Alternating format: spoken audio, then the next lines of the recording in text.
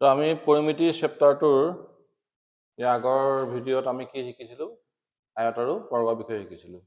আজি আমি কিহৰ কথা শিকিম? ত্ৰিভুজ।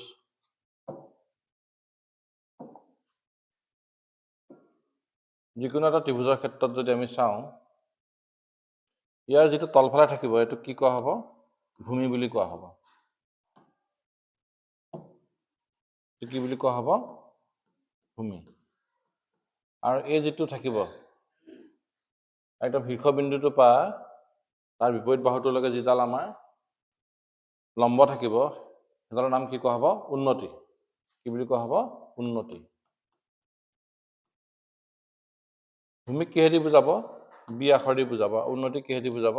এইচ আখৰ দি বুজাব।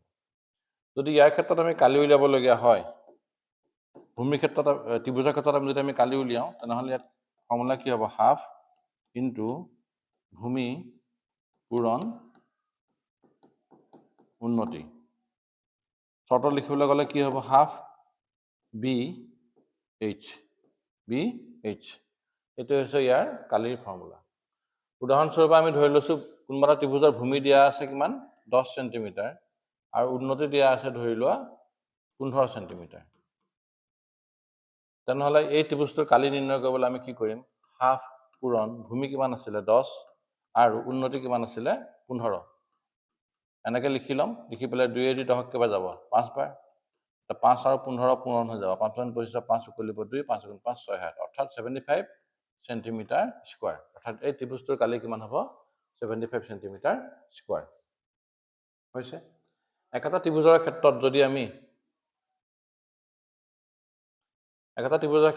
আমি পৰিসীমা উলিয়াব লগা হয়, পৰিসীমা আমি তিনিটা ছাইড ল'লোঁ। এই ছাইডটো লম্বা কিমান ধৰি ল'লোঁ মই? এ। এই ছাইডটো কিমান লম্বা ধৰি লৈছোঁ মই? বি। আৰু এই ছাইডটো কিমান লম্বা মই ধৰি লৈছোঁ? চি। এই ছাইডটো কিমান লম্বা আছে? চি। তেনেহ'লে ইয়াৰ পৰিসীমা উলিয়াবলৈ হ'লে এই তিনিটা বাহু যোগ কৰি দিব লাগিব। A plus B plus C. এই তিনিটা বাহু যোগ কৰিলে আমি কি পাই যাম? পৰিসীমা পাই যাম। কেতিয়াবা কেতিয়াবা তোমাৰ সমবাহু ত্ৰিভুজ থাকিব। সমবাহু ত্ৰিভুজৰ অৰ্থ কি? সমবাহু ত্ৰিভুজৰ অৰ্থ হৈছে ইয়াৰ তিনিটা বাহু কি হ'ব? সমান হ'ব। ইয়াৰ তিনিটা বাহুৱে সমান। গতিকে ইয়াৰ যিকোনো এটা ছাইড যদি মই এ বুলি ধৰি লৈছোঁ, তাৰ অৰ্থটো হৈছে গোটেইকেইটা ছাইডে হ'ব কিমান? এ। গোটেইকেইটা বাহুৱে কিমান হ'ব? এ। তো ইয়াৰ ক্ষেত্ৰত পৰিসীমা হ'বগৈ এ প্লাছ এ প্লাছ এ, তাৰমানে কি লিখিব পাৰিম আমি? 3a। অৰ্থাৎ ইয়াৰ পৰিসীমা সমান কি হৈ যাব? 3a। আৰু এটা ত্ৰিভুজ থাকে বাহুৰ ক্ষেত্ৰত, এটা সমদ্বিবাহু ত্ৰিভুজ। এইটো হৈছে বিষম বাহু ত্ৰিভুজ। বিষম বাহু ত্ৰিভুজ মানে যাৰ ইটো বাহুৰ লগত মিল নাথাকে। আৰু এটা ত্ৰিভুজ থাকে তোমাৰ সমবাহু ত্ৰিভুজ, য'ত তিনিটা বাহুৱে কি থাকিব? সমান থাকিব। আৰু এটা ত্ৰিভুজ থাকিব যাক কোৱা হয় সমদ্বিবাহু ত্ৰিভুজ। তেনেকৈ এই ত্ৰিভুজটো চোৱা। এই ত্ৰিভুজটোত এইটো বাহু আৰু এইটো বাহু কি হৈছে? সমান। এই দুটা বাহু কি হৈছে? সমান। এই বাহুটো বেলেগ থাকিব। গতিকে তাক মই বি দি বুজালোঁ। তো ইয়াৰ ক্ষেত্ৰত পৰিসীমা কিমান হ'বগৈ? এ আৰু এ কিমান হ'বগৈ? 2a plus B. তো তিনিটা ত্ৰিভুজৰ ক্ষেত্ৰত আমি এটাই কথা মনত ৰাখিব লাগে, তিনিটা বাহু আমাৰ যোগ কৰি দিব লাগে। সিমানেই কথাটো। তো আমাৰ এইখিনিলৈকে হৈ গ'ল। ত্ৰিভুজৰ ক্ষেত্ৰত কালি ফৰ্মুলা কিমান আহিলে? এইটো। আৰু পৰিসীমা ক্ষেত্ৰত তিনিটা পালা। এইটো এটা, এইটো এটা আৰু এইটো এটা, তিনিটা। হৈছে?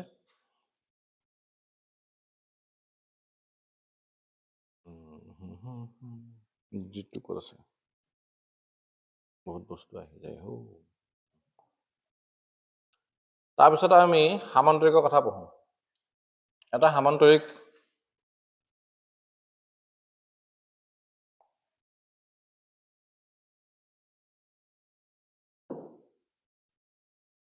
এইটো হৈছে এটা আমাৰ সামান্তৰিক। সামান্তৰিকৰ ক্ষেত্ৰত তোমালোকে কি দেখা পাবা? ইয়াতো ভূমি পাবা আৰু উন্নতি পাবা। ইয়াতো পাবা কি? ভূমি। আৰু কি পাবা? ইয়াৰ পৰা ইয়ালৈকে যিটো উচ্চতা আছিলে সেইটোক কোৱা হ'ব উন্নতি। ইয়াৰ কালিৰ ফৰ্মুলা কিমান হ'ব? বি এইচ, অৰ্থাৎ ভূমি আৰু উন্নতি কি কৰি দিব লাগিব? আমি পূৰণ কৰি দিব লাগিব। অলপ আগত মই ত্ৰিভুজৰ কথা পঢ়ালোঁ। ত্ৰিভুজ হ'ব, ত্ৰিভুজৰ ক্ষেত্ৰত আমাৰ কি মনত ৰাখিবা, এইটোৰ লগত এইটো ৰিলেশ্যন আছে। ত্ৰিভুজৰ ক্ষেত্ৰত কি হ'ব, এই সামান্তৰিকৰ যিটো কালি আছিলে, সামান্তৰিকৰ কালিৰ আধা হ'ব। এইটোকে তুমি অলপ আগত পঢ়ি আহিছিলা ত্ৰিভুজৰ ক্ষেত্ৰত, হাফ বি এইচ। সামান্তৰিকৰ কালিটো কি হ'ব, ত্ৰিভুজৰ কালি দুগুণ হ'ব। উল্টাকে ক'লে ত্ৰিভুজৰ কালিটো সামান্তৰিকৰ কালিৰ আধা হ'ব। এইটো কথা মনত ৰাখি দিলে তোমাৰ দুইটা কথা মনত ৰাখি যাব, সামান্তৰিক আৰু ত্ৰিভুজৰ ক্ষেত্ৰত। ইয়াৰ ক্ষেত্ৰত তোমালোকে এটা কথা মন কৰিবা, ইয়াৰ এইটো বাহু সমান আৰু এইটো বাহু সমান। গতিকে ইয়াৰ ক্ষেত্ৰত আমাৰ পৰিসীমা উলিয়াবলৈ হ'লে আয়তৰ যিটো পৰিসীমা হৈছে 2l + b, এই ফৰ্মুলাটো আমি ইউজ কৰিব পাৰিম। এইটো কি হ'ব, পৰিসীমাৰ কাৰণে সূত্ৰ। অৰ্থাৎ এফালে দৈৰ্ঘ্য এফালে দৈৰ্ঘ্য, দুটা দৈৰ্ঘ্য, এফালে প্ৰস্থ এফালে প্ৰস্থ, দুটা প্ৰস্থ। গতিকে গোটেইকেইটা বাহু যোগ কৰি দিলে আমি কি পাই যাম, আমি পৰিসীমা পাই যাম। সামান্তৰিকৰ কালিৰ এই কথাটো মনত ৰাখিবা, ভূমিপূৰণ উন্নতি। তাৰপিছত আমাৰ কি আছে, ট্ৰেপিজিয়াম। ট্ৰেপিজিয়াম এক বিষয়ক ধৰণৰ চতুৰ্ভুজ হয়। ইয়াত এটা কণ্ডিশ্যন এপ্লাই হয়, এইটো হৈছে আমাৰ ট্ৰেপিজিয়াম। ট্ৰেপিজিয়ামৰ ক্ষেত্ৰত আমি কি দেখা পাওঁ, এডাল বাহু আৰু এডাল বাহু কি থাকিব, সমান্তৰাল থাকিব। কি থাকিব, সমান্তৰাল। সমান বুলি কথা নাই, সমান্তৰাল হ'লেই হ'ল। এনেকৈ দুডাল বাহু থাকিলে এডাল কি হ'ব, সমান্তৰাল বাহু। এতিয়া মই যদি এটা বৰ্গ আঁকো, এই বৰ্গটো ট্ৰেপিজিয়াম বুলি ক'ব পাৰিমনে? পাৰিম। বৰ্গটো কি হ'ব, এটা ট্ৰেপিজিয়াম হ'ব, কাৰণ এডাল বাহু তাৰ কি হৈছে, সমান্তৰাল। একেদৰে যদি মই এটা আয়ত আঁকিছোঁ, আয়তটোৰ এইটো বাহু কি থাকিব, সমান্তৰাল থাকিব। অৰ্থাৎ আয়তকো মই ট্ৰেপিজিয়াম বুলি ক'ব পাৰিম। মই যদি এটা সামান্তৰিক আঁকিছোঁ, তাকো মই ক'ব পাৰিম ট্ৰেপিজিয়াম বুলি, কাৰণ এডাল বাহু কি থাকিব, এটা সমান্তৰাল থাকিব। গতিকে তোমালোকে যদি দুডাল বাহু সমান্তৰাল পাইছা এটা চিত্ৰত, তেনেহ'লে সি কি হৈ যাব পাৰিব, ট্ৰেপিজিয়াম হৈ যাব পাৰিব। হৈছে?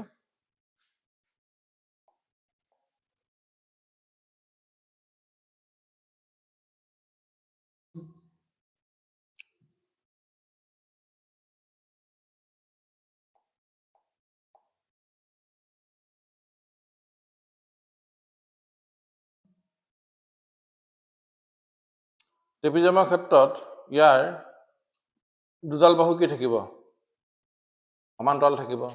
এডাল বাহু মই ধৰি লৈছোঁ দৈৰ্ঘ্য a, এডাল বাহুৰ দৈৰ্ঘ্য ধৰি ল'লোঁ মই b, আৰু ইয়াৰ উচ্চতা কিমান ধৰি ল'লোঁ মই h বা উন্নতি। হৈছে? ইয়াৰ ক্ষেত্ৰত কালিৰ ক্ষেত্ৰত ফৰ্মুলা কি হ'ব, ইয়াৰ কালিৰ ক্ষেত্ৰত আহিব হাফ, সমান্তৰাল বাহু দুডাল যোগ কৰিবা a + b, আৰু তাক উচ্চতাই দি পূৰণ কৰি দিবা। এইটোৱে হৈছে ট্ৰেপিজিয়ামৰ ক্ষেত্ৰত কালি নিৰ্ণয়ৰ সূত্ৰ। কি পালোঁ, এইটো কি কৈছে, সমান্তৰাল বাহু দুডালৰ সমষ্টি। তোমালোকে কিতাপত চোৱা,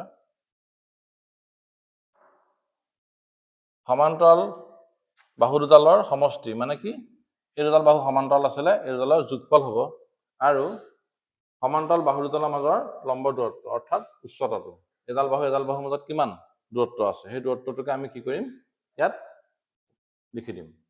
ধৰি লৈছোঁ মোৰ সমান্তৰাল বাহু দুডাল, এডাল হৈছে 10 চেণ্টিমিটাৰ, এডাল হৈছে 15 চেণ্টিমিটাৰ হ'ল, আৰু উচ্চতাটো মোক দিয়া আছে ধৰি লোৱা 6 চেণ্টিমিটাৰ।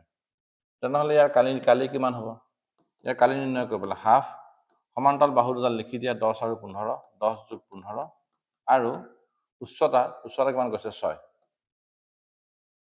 এতিয়া এইখিনি পূৰণ হৈ আছে, পূৰণ হৈ থকাৰ কাৰণে 2 দি 6 কাটি দিব পাৰিবা, 3 হ'ব। 15 আৰু 10 যোগ কৰি দিয়া কিমান হ'বগৈ, 25। 25ৰ লগত কিমান পূৰণ হৈ যাব, 3, তাৰমানে কিমান হ'বগৈ, 75 চেণ্টিমিটাৰ স্কুৱাৰ, 75 চেণ্টিমিটাৰ স্কুৱাৰ। তো এইটোৱে হৈছে আমাৰ সামান্তৰিকৰ ক্ষেত্ৰত ট্ৰেপিজিয়ামৰ ক্ষেত্ৰত কালি নিৰ্ণয়ৰ সূত্ৰ হ'ল।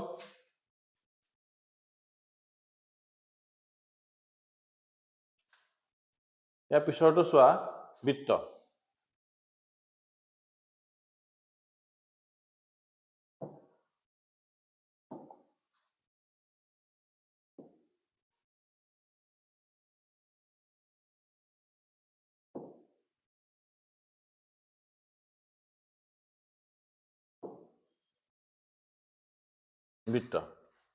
বৃত্তৰ ক্ষেত্ৰত আমি বিভিন্ন ধৰণৰ কথা জানিব লাগিব। কি কথা জানিব লাগিব, প্ৰথমতে ইয়াৰ এটা কেন্দ্ৰবিন্দু থাকিব, ইয়াৰ এটা কি থাকিব? কেন্দ্ৰবিন্দু। কেন্দ্ৰবিন্দুৰ পৰা বৃত্তলৈ টনা ৰেখাডালক কি কোৱা হ'ব? ব্যাসাৰ্ধ। ব্যাসাৰ্ধক আমি কিহেদি বুজাওঁ? আৰেদি বুজাওঁ। তোমালোকে চাইকেলৰ চকাটো দেখিছা? চাইকেলৰ চকাটো ইয়াত এটা সোমোৱা থাকে চকাটো, আৰু এইফালে কি থাকে? স্পক্সবিলাক থাকে, হয়? গতিকে চকাটোৰ ক্ষেত্ৰত এই যে য'ত যোনটোত লাগি পেলাই ঘূৰে সেইডালক কি বুলি কোৱা হ'ব? এইটো কেন্দ্ৰবিন্দু। আৰু বাকী স্পকবিলাকক কি বুলি কোৱা হ'ব? আমাৰ ব্যাসাৰ্ধ বুলি কোৱা হ'ব। তো চকাটো মনত ৰাখিলে হৈ গ'ল।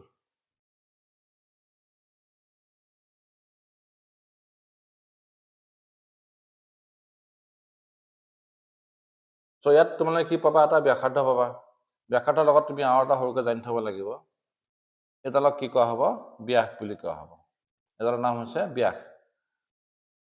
ব্যাসডাল ক'ৰ মাজেদি যায়? কেন্দ্ৰৰ মাজেদি যায়, আৰু এডাল বৃহত্তম জিয়া হয়। ব্যাস কি হ'ব? ব্যাস হৈছে বৃহত্তম জিয়া। তেনেহ'লে জিয়া কি বস্তু হয়? বৃত্তৰ যিকোনো দুটা বিন্দু সংযোগী ৰেখাডালকে কি বুলি কোৱা হ'ব? জিয়া। বৃত্তৰ যিকোনো দুটা বিন্দু সংযোগ যোনে কৰিব পাৰিব তাকে কি কোৱা হ'ব? জিয়া। সেইডালকে এটা সময়ত গৈ এটা সময়ত সি কেন্দ্ৰৰ মাজেদি যাবগৈ। কেন্দ্ৰৰ মাজেদি যোৱাৰ লগে লগে সি কি নাম পৰিব? তাৰ ব্যাস বুলি নামটো পৰিব। ব্যাসৰ ক্ষেত্ৰত তুমি দেখিবা এই কেন্দ্ৰবিন্দুৰ পৰা ইয়ালৈকে কিমান দূৰত্ব আছিলে? ব্যাসাৰ্ধ R আছিলে। আৰু এই কেন্দ্ৰবিন্দুৰ পৰা ইয়ালৈ দূৰত্ব কিমান আছিলে? R। গতিকে গোটেইডাল কিমান হ'ব? গোটেইডালৰ ব্যাসক আমি ডি বুজাওঁ। ব্যাসক আমি কি বুজাওঁ? ডি কিয় আহিলে? ইংলিছত কোৱা হয় তাক ডায়ামিটাৰ বুলি। ডায়ামিটাৰৰ পৰা ডিটো আহিছে। R কিয় আহিলে? R হৈছে ৰেডিয়াছ। ইংলিছত কি কোৱা হ'ব?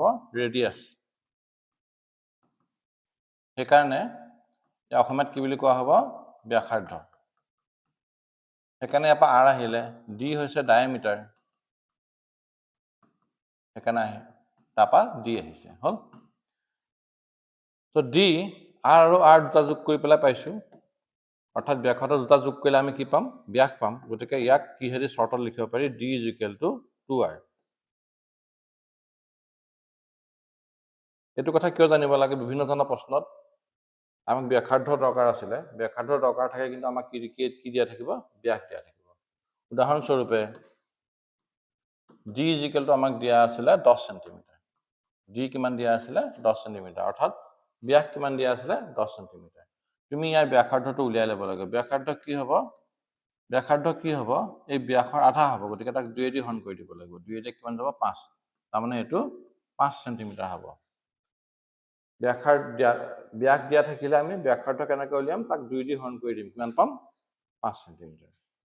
একেদৰে কোনো প্ৰশ্নত হয়তো ব্যাসাৰ্ধ দিয়া আছে 7 চেণ্টিমিটাৰ। ব্যাসাৰ্ধ কিমান দিয়া আছে? 7 চেণ্টিমিটাৰ। তুমি ব্যাস উলিয়াব লাগে।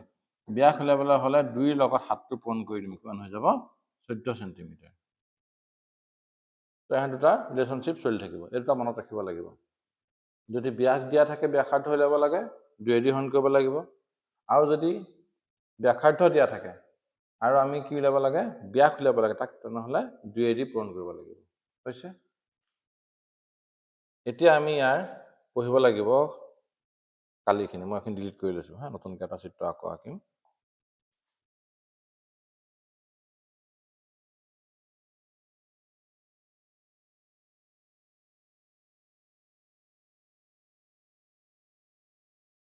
ৰংকেইটা সদায় কলা কলা আহি থাকে। থিকনেছটো অলপ কমাই লওঁ।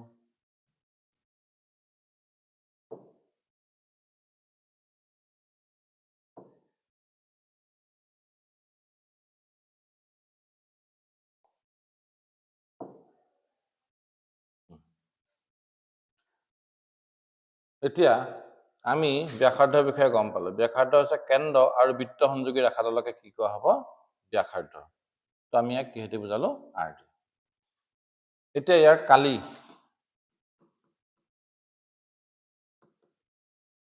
কালি, কেনেকৈ উলিয়াম? এটা ফৰ্মুলা আছে, এটা হৈছে পাই R স্কোৱাৰ। কালিৰ ফৰ্মুলা হৈছে পাই R স্কোৱাৰ। কালি মানেনো কিনো? এই ভিতৰৰ জেগাখিনি। এই ভিতৰৰ জেগাখিনিকে কি কোৱা হয়?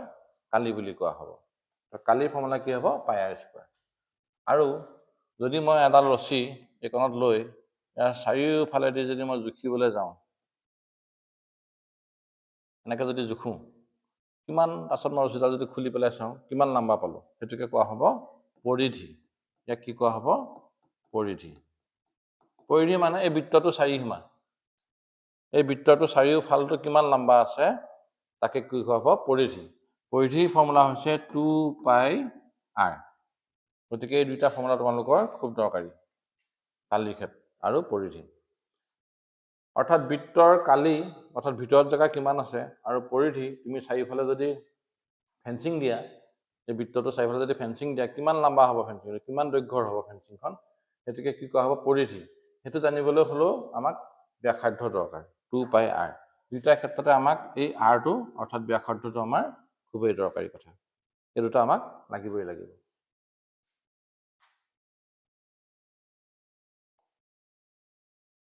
তাৰপিছত আছে আমাৰ কি? চতুৰ্ভুজ। চতুৰ্ভুজ বুলি কিবা আছে জানো? চাওঁ, নাথাকিব।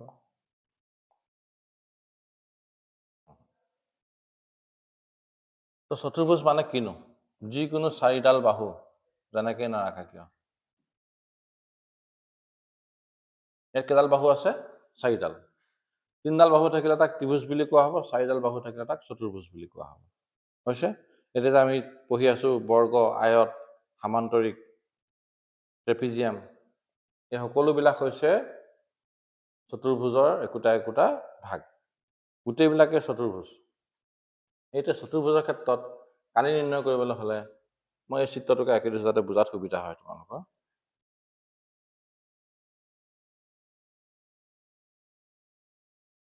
চিধা আঁচ লাগিব, নহয় জানো?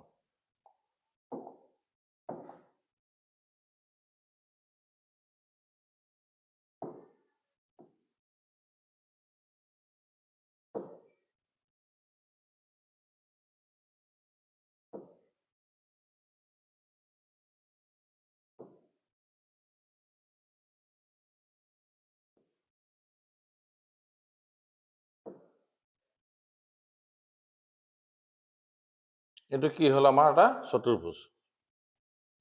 ইয়াৰ পৰা এডাল লম্ব টনা হৈছে,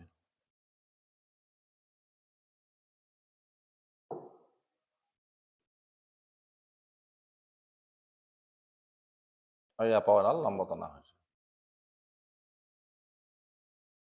হৈছে? এই লম্বডালক কিহেদি বুজোৱা হৈছে? H1। এইডালক কিহেদি বুজোৱা হৈছে? H2।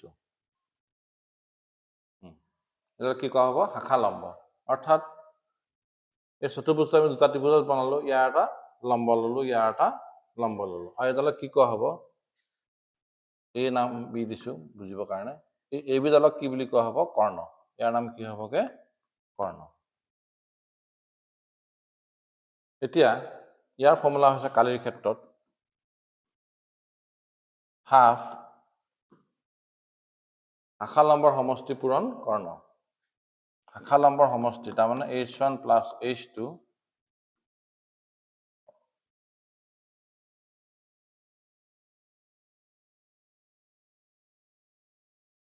কৰ্ণ কিমান আছিলে? কৰ্ণক কিহেদি বুজোৱা হৈছিলে? ডি।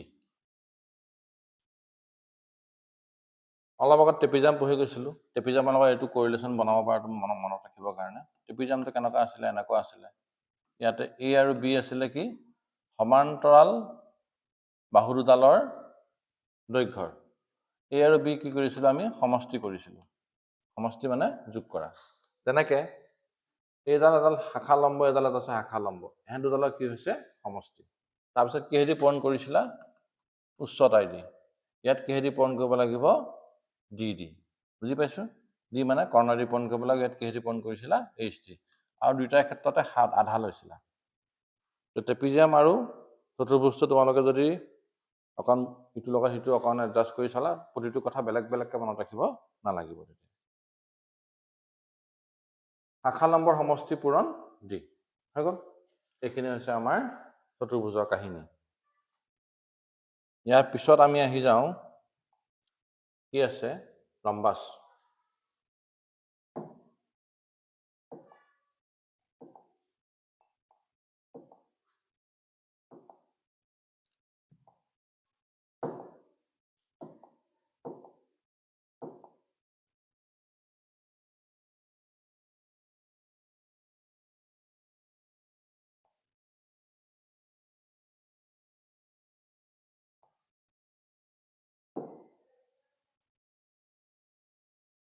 ৰম্বাছৰ বিষয়ে আগৰ ভিডিঅ'ত মই কৈছোঁ তোমালোকক যে ৰম্বাছৰ কি থাকে, 4টা বাহু তেহেঁতৰ সমান থাকে। ইয়াতো দুডাল কৰ্ণ আছে, এডাল এডাল কৰ্ণ আৰু এডাল এডাল কৰ্ণ হয়। এডালৰ কৰ্ণৰ নাম দিছে কিতাপমতে বুজাই দিছোঁ D1 আৰু D2। এডালৰ নাম দি দিছোঁ, ধৰি লৈছোঁ মই D1, এডালৰ নাম দি দিছোঁ মই D2। হৈ গ'ল। এতিয়া ৰম্বাছৰ ক্ষেত্ৰত ইয়াৰ কালি কেনেকৈ নিৰ্ণয় হ'ব? ইয়াৰ কালি কেনেকৈ নিৰ্ণয় হ'ব? হাফ D1 ইনটু D2, অৰ্থাৎ কৰ্ণডাল পূৰণ কৰিবা আৰু তাৰ আধা ল'বা। তেতিয়া আমি কি পাই যাম? এটা ৰম্বাছৰ কালি পাই যাম। হৈছে?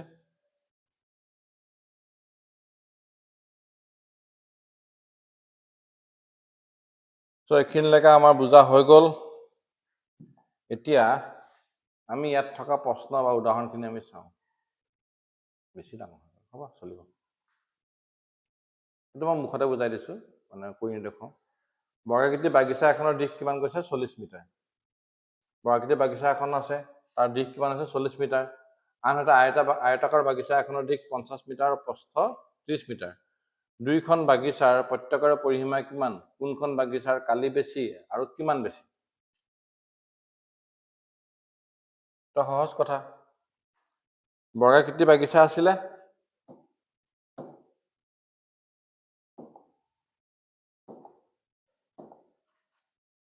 এখন আছে বৰ্গাকৃতি বাগিচা আৰু এখন আছে আয়তাকাৰ। বৰ্গাকৃতি বাগিচানৰ দিশ কিমান কৈছে? 40। কিমান কৈছে? 40 মিটাৰ। আৰু আয়তাকাৰ বাগিচাখনৰ দিশ কিমান কৈছে? 50 মিটাৰ। 50 মিটাৰ। তো L = 50 মিটাৰ আৰু প্ৰস্থ কিমান কৈছে? 30 মিটাৰ। তো B = হৈ গ'ল 30 মিটাৰ। এতিয়া তোমালোকে ইয়াত প্ৰথম প্ৰশ্ন কি হৈছে? দুইখন বাগিচা প্ৰত্যেকৰে পৰিসীমা কিমান? তো এখন বাগিচাৰ পৰিসীমা কিমান হ'ব? P = কিমান হ'বগে? 4 × 40। মনত পৰিছে? অৰ্থাৎ 4টা বাহু কি কৰিব লাগিব? যোগ কৰিব লাগিব। এটা বাহু কিমান আছে? 40। 4 × 4 কিমান হৈ গ'ল? 16, 160 হৈ গ'ল। এখন বাগিচাৰ ক্ষেত্ৰত পৰিসীমা কিমান হ'ব? এখন বাগিচাৰ পৰিসীমা কিমান হ'ব? P 2L + P। 2 দৈৰ্ঘ্য কিমান আছিলে? 50, প্ৰস্থ কিমান আছিলে? 30। 50 30 কিমান হ'ব? 80।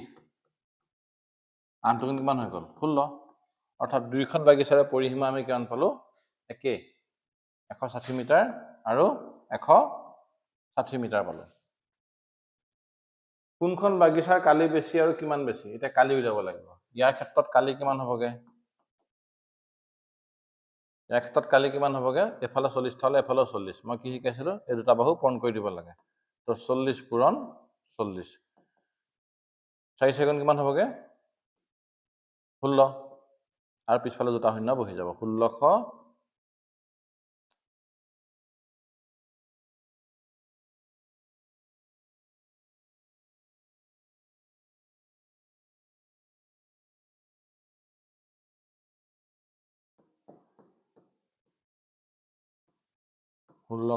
Metre square. হৈ গ'ল?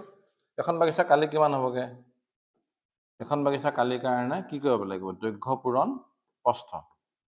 5 × 3 কিমান হৈ গ'ল? 15। পিছফালে দুটা শূন্য। তো 1500 মিটাৰ স্কোৱাৰ। তো ইয়াত পাইছা 1600, ইয়াত পাইছা 1500। গতিকে কিমান বেছি? কাৰ বেছি আছে? বৰ্গাকৃতিৰ। কিমান বেছি আছে? উলিয়াবলৈ হ'লে 1600ৰ পৰা তুমি 1500টো বিয়োগ কৰি দিবা। কিমান পাবা? 100। 100 মিটাৰ স্কোৱাৰ কালি তাৰ কি আছে? বেছি আছে। হৈ গৈছে? এটা দেখিছা? 1600 পালে, পৰিসীমা উলিয়াইছে 160, কালি পালে কিমান? 1600। ইয়াতো কালি কিমান পাইছে? 1500। পৰিসীমা কিমান পাইছে? 160। হৈ গ'ল? তো এইখিনি তোমালোকে কিতাপত চালেও পাই যাবা। মই জাষ্ট বুজাই দিছোঁ এইখিনি উদাহৰণটো। নেক্সট কুৱেশ্যনটো চোৱা।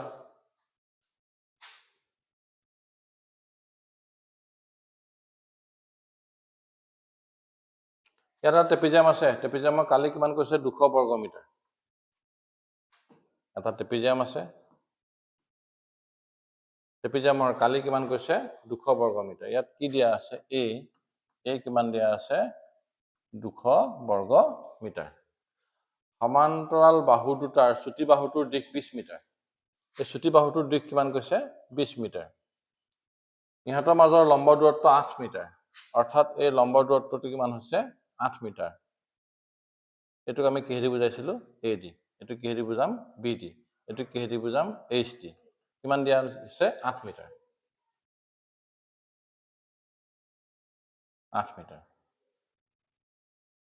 সমান্তৰাল বাহু দুটাৰ আনটো বাহুৰ দিশ নিৰ্ণয় কৰা। অৰ্থাৎ এই দুডাল সমান্তৰাল বাহু আছিলে, এই বাহুটোৰ দিশ কিমান? আমাক কুৱেশ্যন সুধিছে এইটো। এতিয়া আমি ইয়াৰ ফৰ্মুলাটো জানিব লাগিব। ইয়াৰ ফৰ্মুলা কি আছিলে? ইয়াৰ ফৰ্মুলা আছিলে এ ইজিকেল কিমান আছিলে? হাফ এ প্লাছ বি কিমান হৈছে? এইচ। তো তোমালোকে ছাইডত যিহেতু কৰি পেলাই দেখুৱাব লাগিব, এইবিলাক লিখি দিবা।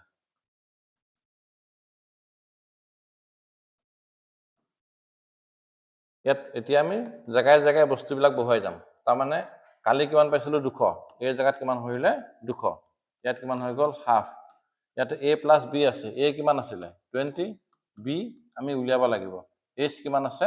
8 হৈছে। এতিয়া তুমি কি কাম কৰিবা? 2 দি 8 হৰণ কৰি দিয়া। কিমান হ'ব? 4। এতিয়া তোমাৰ ওচৰত কি আহিলে? 220 প্লাছ বি আৰু 4 থাকিলে। এতিয়া 4টো ইয়াৰ পৰা মই এফালে লৈ আহিলে কি হৈ যাব? পূৰণ হৈ আছিলে, কি হৈ যাব? হৰণ হৈ যাব। 200 তলত 4 আহি গ'ল। ইয়াত কিমান হৈ গ'ল? 20 প্লাছ বি। 4 দিয়া কাটি দিয়া। কিমান বাৰ যাব? 4 5 গুণ 20, 50। ইয়াত কিমান আহিলে? 50 ইজিকেল টু 20 প্লাছ বি। 20টো এফালে লৈ আহা। 50 20 কৰি দিয়া, কিমান পাবাগে? বি। 50 পৰা 20 গ'লে কিমান থাকিবগে? 30। 30 মিটাৰ। অৰ্থাৎ প্ৰস্থহে আহিছে। ইয়াৰ আনটো সমান্তৰাল বাহু কিমান হ'বগে? এইটো 30 মিটাৰ হ'বগে। হৈ গ'ল। ইয়াতে কিমান পাইছে চোৱা? আনটো বাহুৰ মাপ কিমান কৈছে? 30 মিটাৰ। হ'ল। তাৰপিছৰ কথা কি কৈছে? এটা ৰম্বাসৰ কৰ্ণৰ দুডালৰ দৈৰ্ঘ্য 10 আৰু 14। ৰম্বাস কেনেকুৱা আছিলে? এনেকুৱা আছিলে, হয়নে? এই দুডাল কি কৈছিলোঁ মই? কৰ্ণ। অৰ্থাৎ D1 কিমান কৈছে? 10 চেণ্টিমিটাৰ। আৰু 14 চেণ্টিমিটাৰ। D2 কিমান কৈছে? 14 চেণ্টিমিটাৰ। তো ইয়াৰ কালি উলিয়ালে ফৰ্মুলা কি আছিলে? হাফ D1 D2, অৰ্থাৎ সিহঁতি পূৰণ হৈ আছে। D1 D2 হাফ D1 মানে কিমান আছিলে? 10। D2 মানে কিমান আছিলে? 14। তো 2 দিয়া কাটি দিয়া, কেইবাৰ যাব? 7 বাৰ। 7 আৰু 10 পূৰণ কৰিলে কিমান হ'ব? 70 চেণ্টিমিটাৰ স্কোৱাৰ। এইটো হৈছে ৰম্বাসৰ ক্ষেত্ৰত কালি নিৰ্ণয়ৰ সূত্ৰ। বাকীখিনি বহুভুজৰ কালি আমি নেক্সট ভিডিঅ'ত পঢ়ি আছোঁ। হ'ব?